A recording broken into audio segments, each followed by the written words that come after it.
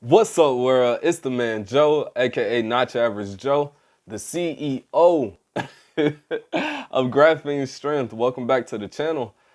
Today I'm actually doing a reaction video on Jeff Cavalier from Athlean X.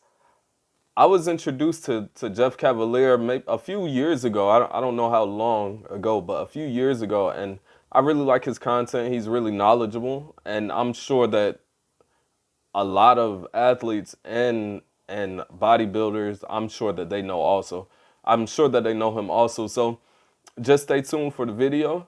I'm sure also that you all have heard about the what happened with him a few weeks ago, that he was lifting fake weights. And how do I feel about it? I mean, it's very obvious that this man, he works out. He has a great physique. So I'm sure that you all can tell that he works out, and I'm very sure that he did not get that physique by lifting fake weights. So let's get that out the way. But at the same time, I'm not saying that it's a good thing that he lift some fake weights also. I feel like if you're gonna be up here preaching, you need to practice what you preach.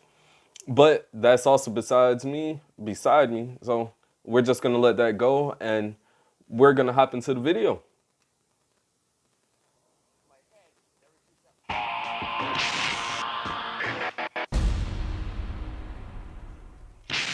What's up, guys? Jeff Cavalier, Athlean.com. Today we're going to cover 11 exercises that allow you to tap into one of the most overlooked and underutilized muscle functions to get better results. It's called the stretch reflex. So today we're going to go through that. Wait. Also, I apologize for the light being in my glasses. As y'all see, I wear glasses. And if you do not want me looking in the camera like I'm trying to seduce you or something, just just deal with the light and the glasses. So let's get back to it. Oh, why are you back here again? Oh, dude, you took stretch reflex. I'm sure that's not the stretches he's talking about. Stretching. It's not that kind of stretching. It's not? No.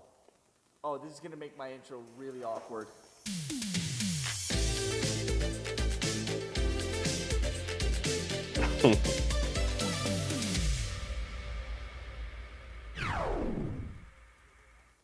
Feel good now?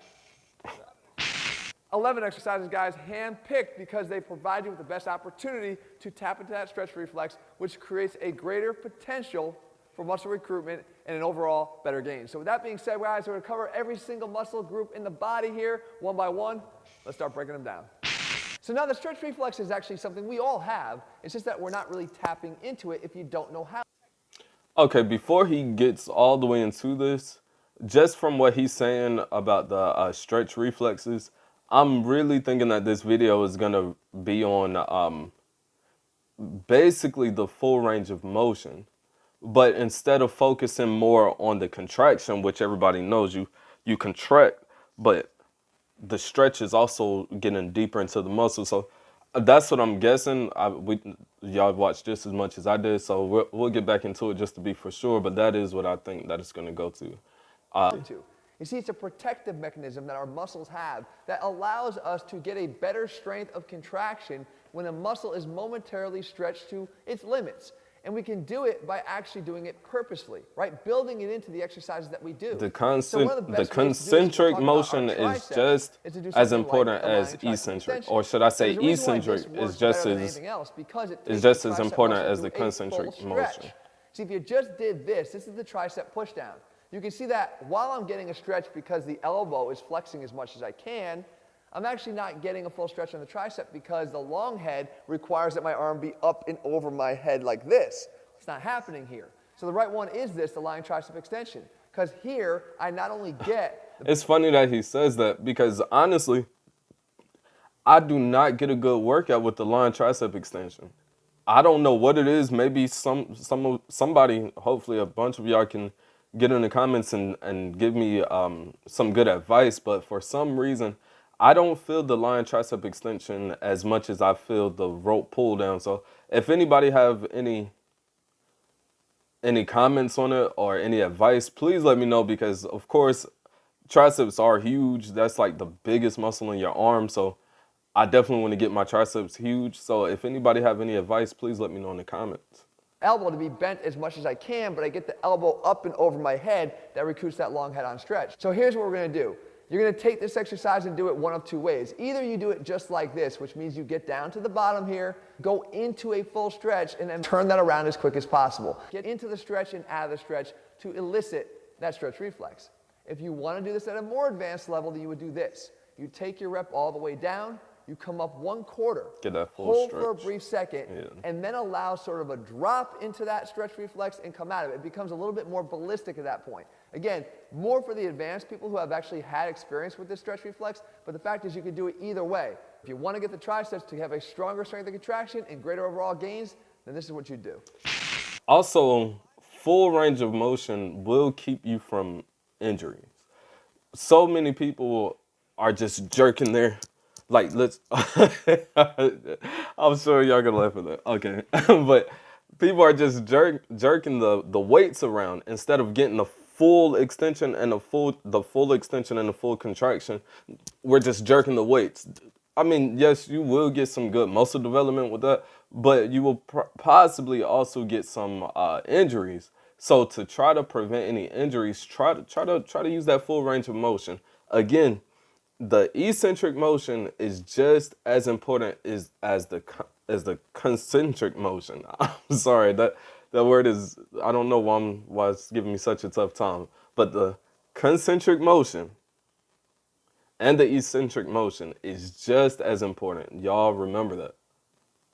Now when it comes to the biceps, the exercise of choice here is the incline bicep curl. Why? Because it gives you that opportunity to put the biceps in a stretch position.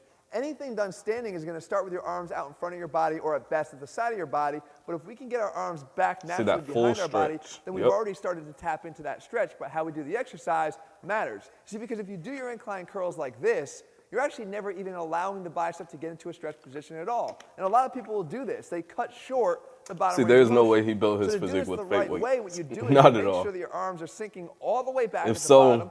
And again, let me get those fake you weights. get out of this position to apply that stretch to the biceps. We can do something extra here, which is another way to utilize the stretch reflex, and that is to contract the antagonistic muscle, in this case the triceps. We know that if we contract the triceps, we have to momentarily relax the biceps to allow for a greater stretch. That momentary contraction of the triceps gives you that relaxation of the biceps. That triggers the stretch reflex, which allows for that greater strength of contraction out of the bottom. In the advanced version, we'll do the same thing. You come down to the bottom, up 1/4, hold it for a brief second, drop down into that position, get that tricep contraction, and bounce right back out of it again. Either way, it doesn't matter which one you do or where you're starting from, they're both going to work to get those biceps contracting harder. So now when it comes to the back, I actually got 3 exercise options here for you. Because you want to stretch the back out, you got to make sure that you get your arms up out in front of your body. And there's no easier place to start than right here on a lat pull down. But you're not going to do this. You're not going to do the overhand lat pull down. Now there's nothing wrong with this. I've done this exercise a million times and love it. But when you're trying to tap into the stretch reflex, then you got to switch your hands to this position. Why? It's not just about the hands. It's what happens to your arms when you do that. Your arms come out in front of your body. And we know that since the lats attach.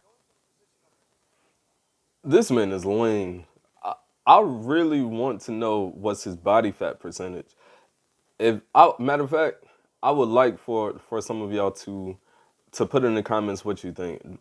What's his body fat percentage? You all let me know, and maybe we could figure it out.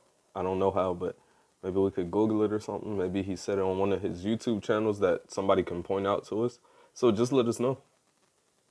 To the upper arm, going from a position of here to here creates a bigger stretch on the lats without even doing any of the reps yet in the exercise. So when we do this, now we come down and we can do them the same way. We either could do them the standard way of going into that stretch position at the top and trying to quickly reverse the direction back down again. Remember, get that momentary stretch, take advantage of that built-in function of our body. That's the way that I do my lat pull downs. I do it in a with my hands supinated instead of pronated. This with a little bit more advanced way, we can just make I just feel the contraction much better. Pull down just a little bit. So to see him say this is really clarifying it for me. Clarifying it for me. Again.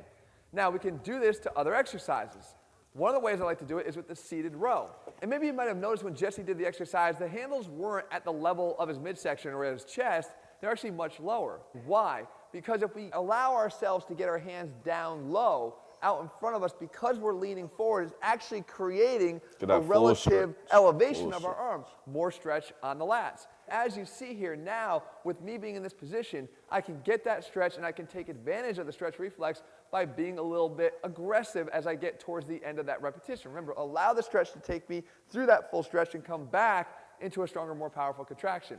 The second version of this would once again be get the hands up, hold for a brief second, allow it to drop, and then come back into a more powerful contraction. The last exercise is one that I actually credit to my friend and colleague John Meadows, and it's the Meadows row. But instead of doing it this way, if you want to take advantage of a greater stretch reflex, then what you have to do is just apply this slight rollout to it.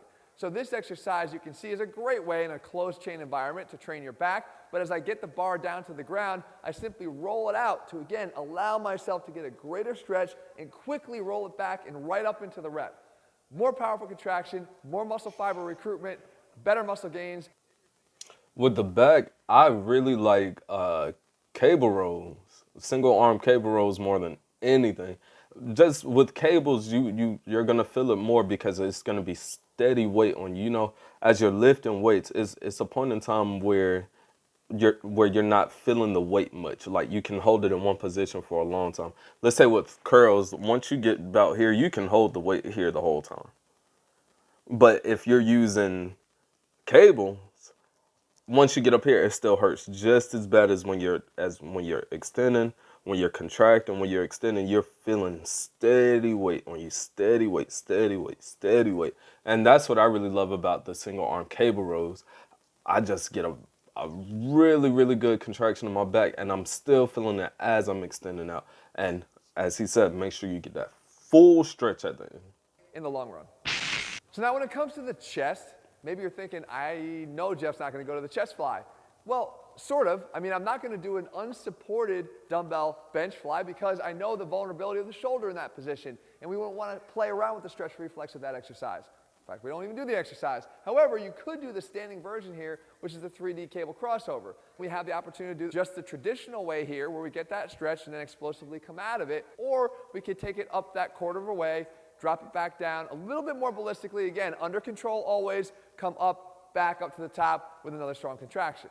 But we don't have to stop there. We can apply this to a bench press also. And in the form of a dumbbell bench press, we have a couple things we want to make sure that we do to make this even more effective. The first thing is utilize what I've covered before as the chest master tip. Whenever you're training your chest, you want to make Right there, sure I just see as he was doing the cable fly for his chest. Mind you, I know he's a physical therapist, so a lot of people's gonna say, "How are you correcting his form?" But it looks more of a punch. That's how he was doing it. Me, I would get that stretch, and then come in to feel it right there in your chest.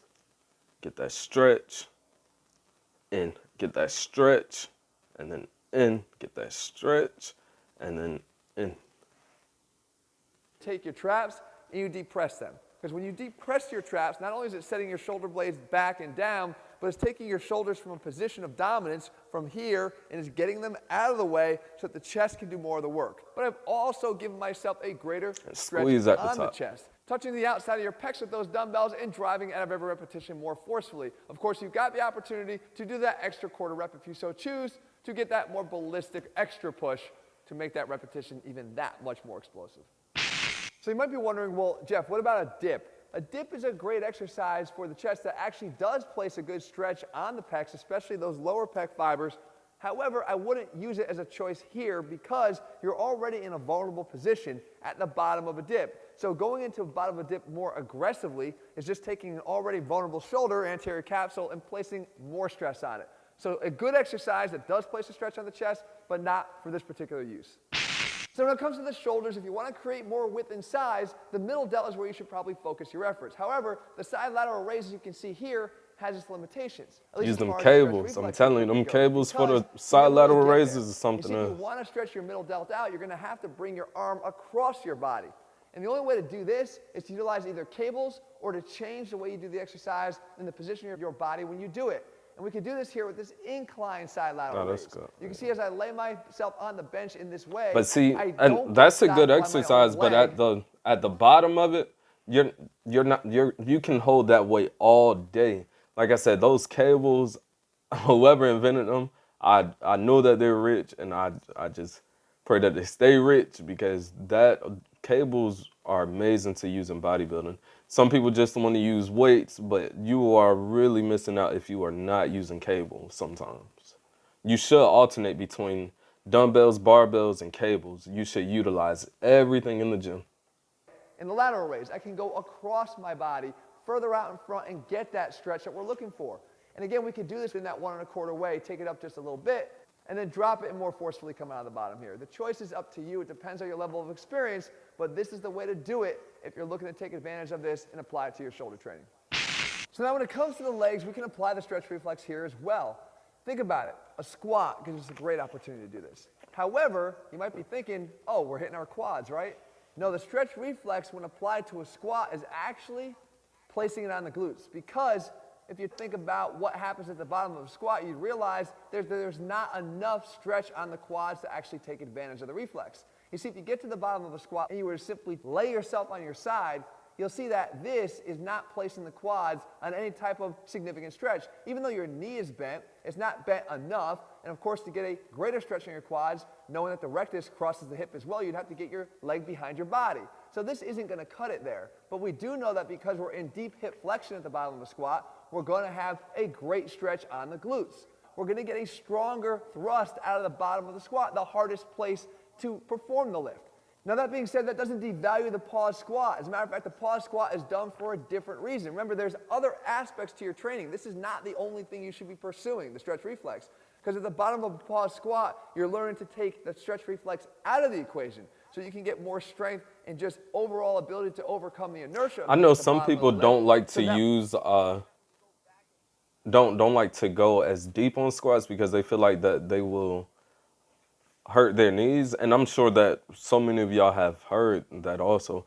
But the thing is, with any exercise, as long as you use correct form, you do not have to worry about injuries. Just use correct form, lift the weight nice and easy, nice and slow. Not too slow, but just at a steady pace. Go up, down, up, down. Always use correct form, and that is the way to prevent from hurting yourself. The exercise itself is not going to hurt you. It's not the weights that hurt you. You hurt yourself. You just have to use correct form. Go at a steady pace, nice and slow. Make sure you get a full contraction, and make sure you also stretch that muscle out to get deep in the muscle fibers also. When you go back and add the stretch reflex to it, now you get the benefits of both of them. And finally here we can hit the hamstrings with an exercise like the single leg RDL, or we can hit the glutes. You see, how you do this exercise will actually change whether or not you're going to shift the focus from the hamstrings to the glutes. A lot of people will do this exercise like this, and this might be good if you're trying to create a stretch on the hamstrings. You see, because as you lean forward, you're not getting any real loading of the hip because you're not allowing yourself to go into hip flexion at all. You're just simply bending forward at the waist, which creates that stretch on the hamstrings. This is the best way to perform the exercise if you're looking to get that stretch reflex on the hamstrings. But if we wanted to shift the focus to the glutes, if you sit back, you see, you create the hip flexion by hinging at the hips. And when you do hinge, that will load the glutes up, preferentially recruiting them over the hamstrings because the focus isn't so much on keeping a straight knee as it is on maximizing your hinge. Again, whichever one you choose here, guys, the way you do it's going to be the same. And the idea is recruiting more muscle fibers to the task at hand by taking advantage of a reflex you're probably overlooking right now. So there you have it, guys, 11 exercises primed to help you to get better. All right, so that's the video. And as y'all see, Jeff Cavaliere always has great advice. He, like, you could tell he was not in school lollygagging, and he really knows what he's talking about. He really knows what he's doing. Besides the fake weights, what were you thinking? But like I said, that's besides the point. This man always has great advice, even though I will be honest, I would not do all of his exercises because it's Athlean X. His workouts are specifically for athletes. I'm more of a bodybuilder. I'm not an athlete. I'm a bodybuilder. So I'm not really in this lane all the time, but it's always good to watch because he always has great advice. So besides that, I hope that you all enjoyed. I hope that y'all englored. What is that? I hope that y'all enjoyed this glare in my glasses. I'm sorry for some of y'all. Please don't trip too hard on it, but just enjoy. Come back, subscribe, uh, like, and comment. And like I said, give me some advice in the comments also. If I missed over something, if y'all want to see more of something else, any more content, y'all subscribe to me and y'all comment under and let me know what y'all want to see. So I will see y'all in the next video.